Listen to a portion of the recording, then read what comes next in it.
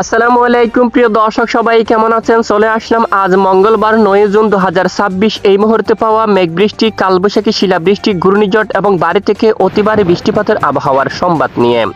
এবার বাংলার দক্ষিণ উপকূলীয় অঞ্চলের আবহাওয়ায় শুরু হলো বিরাট বড় পরিবর্তন।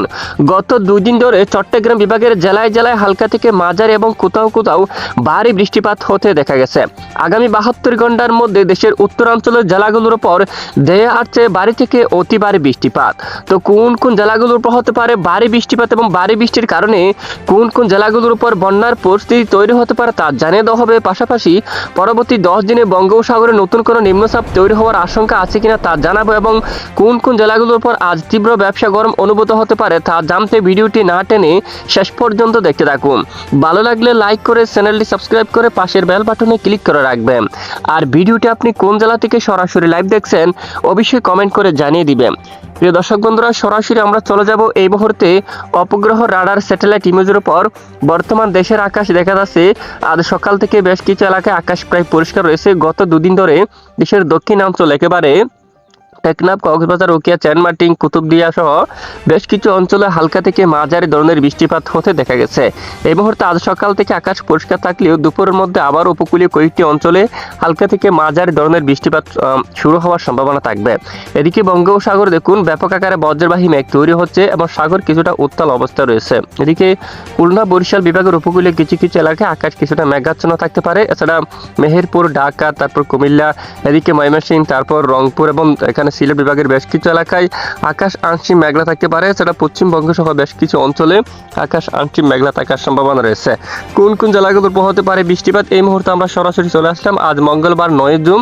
বিশেষ করে ঢাকা বিভাগের কিছু কিছু জেলার উপর বিক্ষিপ্ত আকারে বজ্র সহ বৃষ্টিপাত হওয়ার সম্ভাবনা থাকবে এবং অন্যান্য জেলাগুলোর আবহাওয়ার আপডেটে দেখা যাচ্ছে এখানে বিশেষ করে এখানে দেখুন যশোর, তারপর শাইলকুপা, মেহেরপুর, তারপর এদিকে রয়েছে সাতক্ষীরা এবং এদিকে চন্দননগর, শান্তিপুর সহ বেশ কয়েকটি অঞ্চলে আকাশ মেঘলার সঙ্গে দু এক এলাকায় বজ্র সহ বৃষ্টিপাত হতে পারে এবং আরও কিছুটা বৃষ্টিপাতের সম্ভাবনা থাকবে রাতের দিকে রংপুর বিভাগের দিকে। রংপুর, দিনাজপুর, এদিকে রয়েছে ঠাকুরগাঁও, লালমনিরহাট এবং জলঢাকা, কারুলে এবং সৈয়দপুর এবং শিলিমারি এই অঞ্চলের দিকে বজ্রের সহ বৃষ্টিপাত হওয়ার সম্ভাবনা থাকবে। এদিকে রয়েছে বড়লেখা এবং কুলাউড়া, বালাগঞ্জ, তারপর মৌলভীবাজার, বালাগঞ্জ, এদিকে জগন্নাথপুর, সিলেট, চাতকবাজার, চরকা এবং হাইলাকান্দি, জাকিগঞ্জ এই অঞ্চলেও তীব্র বজ্রের সহ হালকা থেকে মাঝারি ধরনের বৃষ্টিপাত শুরু হওয়ার সম্ভাবনা থাকবে এবং এদিকে আগরতলার দিকে ব্রাহ্মণবাড়িয়া, তারপর কুয়াই অঞ্চল, নাসিরনগর, এখানে কুমারঘাট অঞ্চল সহ আগামী বুধবার 10 জুন নাগাদ বজ্রের সহ বৃষ্টিপাত শুরু হওয়ার সম্ভাবনা থাকবে। এদিকে খুলনা বিভাগের দক্ষিণের দিকে বিশেষ করে সুন্দরবন অঞ্চলে এখানে বেশ কয়েকটি অঞ্চলে হালকা থেকে মাঝারি এবং কোথাও কোথাও তীব্র বজ্র বিদ্যুৎ সহ বৃষ্টিপাত শুরু হওয়ার সম্ভাবনা থাকবে আগামীকাল বুধবার 10 জুন। তবে দেশের উপর এখনও তেমন ভারী বৃষ্টিপাতের আভাস দেখা যাচ্ছে না। এরপরে বৃহস্পতিবার বিশেষ করে 11 জুন উত্তরাঞ্চলে কিন্তু বৃষ্টিপাতের সম্ভাবনা থাকবে। আগামী 72 ঘন্টার মধ্যে দেশের উত্তরাঞ্চলের কয়েকটি জেলার উপর প্রচণ্ড বেগে বজ্র বিদ্যুৎ সহ হালকা থেকে মাঝারি ধরনের বৃষ্টিপাত শুরু হওয়ার সম্ভাবনা থাকবে। এরই মধ্যে বিশেষ করে উত্তর পূর্ব সিলেট বিভাগের কয়েকটি অঞ্চলে চরকায়, সিলেট এবং চাতকবাজার, জগন্নাথপুর, বালাগঞ্জ এই অঞ্চলের দিকে প্রচণ্ড বেগে বজ্র বিদ্যুৎ সহ বৃষ্টিপাত হতে পারে। পাশাপাশি এদিকে বিশেষ করে পশ্চিমবঙ্গের উপর দিয়ে তারপর সাতক্ষীরা এই অঞ্চলের দিয়ে, তারপর হাবড়া, করদা অঞ্চল, কলকাতা, চন্দননগর, পান্ডুয়া, তারপর এদিকে বাঙ্গাওন এবং এদিকে শান্তিপুর এবং কৃষ্ণনগর অঞ্চল সহ এদিকে যশোর এবং সাতক্ষীরা, শ্রীকান্তাপুর, মংলা, শিবনগর এখানেও বেশ কয়েকটি অঞ্চলে হালকা মাঝারি ধরনের তীব্র বজ্র বিদ্যুৎ সহ বৃষ্টিপাত শুরু হওয়ার সম্ভাবনা থাকবে।